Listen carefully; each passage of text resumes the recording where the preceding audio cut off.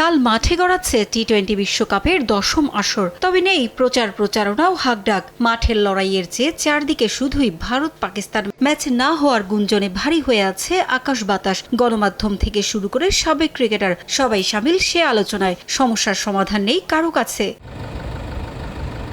BCCI ও PCB দুপক্ষই নিজেদের অবস্থানে অনড়। বাংলাদেশকে সমর্থন দিয়ে আগামী 15ই ফেব্রুয়ারি ভারতের বিপক্ষে হাই ভোল্টেজ ম্যাচ খেলবে না পাকিস্তান। প্রধানমন্ত্রী শাহবাজ শরীফও স্পষ্ট জানিয়ে দিয়েছেন নিজেদের অবস্থান। একাধিক সূত্রের খবর, পিসিবিকে রাজি করাতে গোপনে শ্রীলঙ্কান ক্রিকেট বোর্ডকে মাঠে নামিয়েছে আইসিসি। ভারতের বিপক্ষে ম্যাচ বাতিল হলে আইসিসির ক্ষতি হবে 6,500 কোটি টাকা, যার আঁচ পড়বে শ্রীলঙ্কার ওপরও।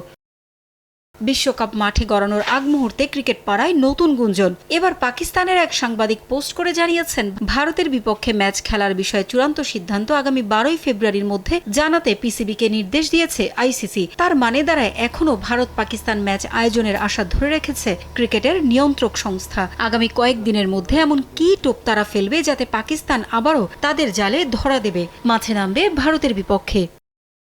এ খবর হজম করে ওঠার আগেই নতুন খবর দিয়েছে সাউথ এশিয়া ইন্ডেক্স। তারা জানিয়েছে, বিশ্বকাপে ভারতের বিপক্ষে ম্যাচ বর্জনের সিদ্ধান্ত থেকে নাকি সরে এসেছে পাকিস্তান। আগামী 15ই ফেব্রুয়ারি কলম্বোতে নির্ধারিত সময়ে মাঠে গড়াবে দুই চিরপ্রতিদ্বন্দ্বীর লড়াই। বড় অঙ্কের ক্ষতির হাত থেকে আইসিসির সদস্য দেশগুলোকে বাঁচাতেই পিসিবিকে রাজি করিয়েছে বিসিসিআই ও ক্রিকেটের নিয়ন্ত্রক সংস্থা।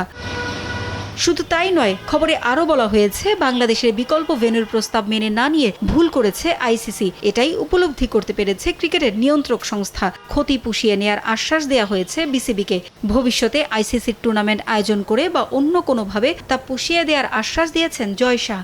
ভারতীয় বোর্ড ও আইসিসির শুভবুদ্ধির পরই নাকি পাকিস্তান তাদের সিদ্ধান্ত পরিবর্তন করার কথা ভাবছে। তবে এসব গুঞ্জনের কোনোটি নিয়ে মুখ খোলেনি পিসিবি, বিসিসিআই বা আইসিসি। তাই অন্ধকারেই থাকতে হচ্ছে সমর্থকদের। পারভিন আক্তার, সময় সংবাদ।